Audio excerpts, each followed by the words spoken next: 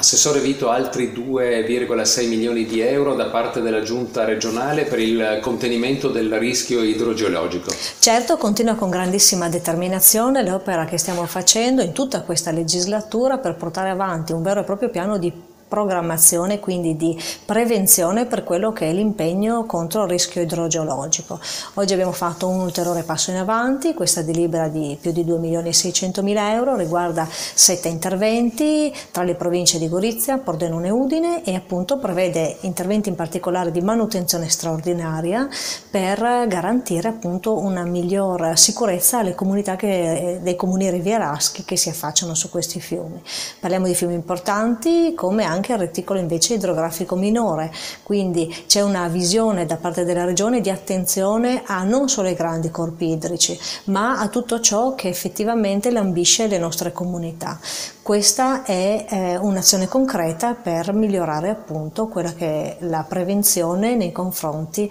di un tema sempre più attuale, visto anche i cambiamenti climatici in corso.